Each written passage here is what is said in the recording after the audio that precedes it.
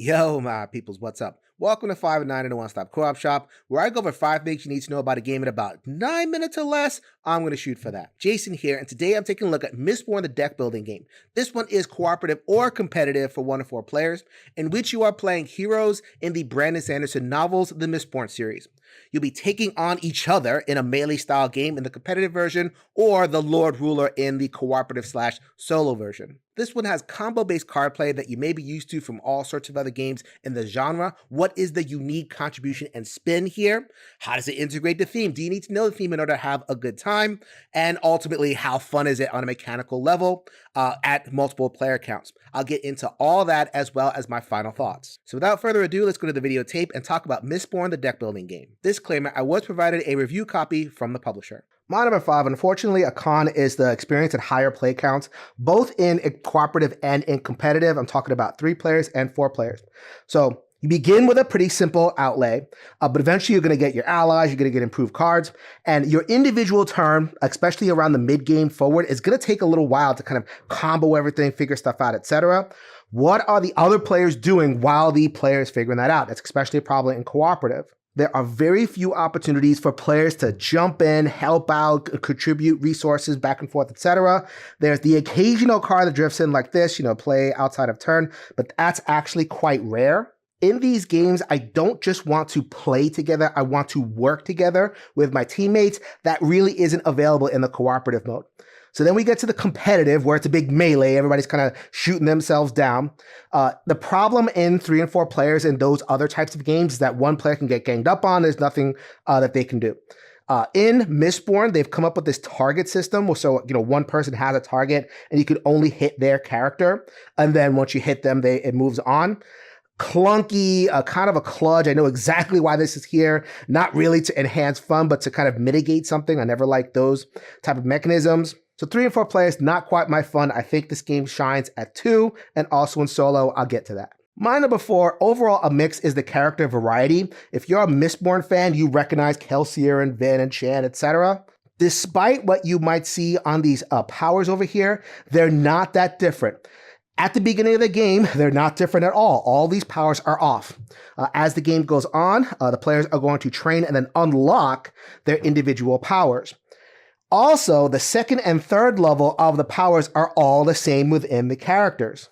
More of the variety comes in with the way that first power lines up with the deck building. So if you are Kelsier, you're going to want to lean towards the blue cards, or if you're Vin, towards the red cards, etc. But in terms of the impact on a personal character, it's a very light touch. The variety is going to come in the deck building, which I'll talk about later. On the positive side, I think this is probably the approach for people who are going to come to the game. Most of them are going to come in through the Mistborn IP, not necessarily through I want a cooperative deck builder. So having simple characters might be a pro to increase the access. On the negative side, I think that limits the amount of variety. A hidden aspect of variety is, let's say you have a whole outlay of cards, you've explored them through one character. Now I want to explore another character. I can, if they're different enough, they can interact with the cards in a whole new way. You're not going to get that here. Once you explore the deck, then you will have explored the deck, no matter what your character is. My number 3, generally a pro with some caveats, which I'll get to, is the bot deck. Really simple to run. That's the best aspect of it. So the player's going to go, and then the bot's going to go player, bot, and the bot is player card. So the cards can be in 2 different varieties. Both varieties are very simple, easy to run, not a lot of tracking. That's what I look for in these games that are cooperative deck builders. How much tracking is there on the enemy side? Not much at all here. Really, really good. Those 2 types of cards, they're both effective. So these are the edicts. They're one-shots, which will tend to level the boss and then attack the players in one-shot ways. And it gets worse and worse as the boss levels. And then there is a flip side where the boss will unleash even more heck. And then there are these allies, which will crowd the players. So I like the variety there. Sometimes the boss will one-shot you a lot and level fast. Sometimes the boss will spit out a lot of these mobs over here, and you have to deal with them. And that feels very different from game to game. Two caveats. Number one, here is the level card. Why is there only one of these? It would be seemingly very easy to have, 4, 5, 6 of these, so you get a different experience every single time. I definitely found the rhythm was a little bit samey after a couple of plays, and I think that could have been solved just by more variety in this dominance card. Also, in terms of the allies specifically, they're very swingy. So sometimes you might get cards that are just easy to deal with. You can ignore them for turns and turns. Sometimes you get a card that can really disrupt you. So this will prevent mission progress. Missions is one of the things you have to do to win the game. Really eats into you early and hard to kill. That's a 4. Or I played a game where this bad boy came out first and really destroyed me. I did not have the cards coming out of my weenie deck to deal with this thing for turns and turns, and it's just such a different experience than a lot of other games that I've had. So if you are playing, especially with a group where you're only going to play once or twice, I would recommend taking any ally that has a 3 shield or above, give them a shuffle down in the bottom of the deck. So many cooperative deck builders learned the lesson of tiering their enemy decks, and I think Mistborn could have benefited from that. My number 2 is the core card play, pro on so many levels. This is not a thematic game. You will not have to deal with a lot of lore or any lore at all. You don't have to know who Marsh or Vinner or any of that stuff is. But they took the magic system directly from the books with the metals and how that works out. In the books, the characters carry vials and they drink whatever metal it is, depending on what effect they wanted to accomplish. How that plays out in the game is, if I want to play this card that is pewter and get some attack, then I would play it, and I would play a metal on top of it. So simulating, eating that metal vial and doing the thing. That's great. Thematically, it totally works from a strategic perspective. You begin the game with only being able to play one metal, and then you'll level and play multiple. But there's that constraint. I want to play both these cards. It's the early game. I only have one. I can choose instead to play a metal, not just burn it, which is playing it like that, but flaring it, which means I can play extra, but I have to do something else in order to get that metal back up, kind of a supercharged thing. I believe a mechanism like that is in the books itself. I haven't read them in a couple of years, but that feels true to the characters and also provides a cool game experience.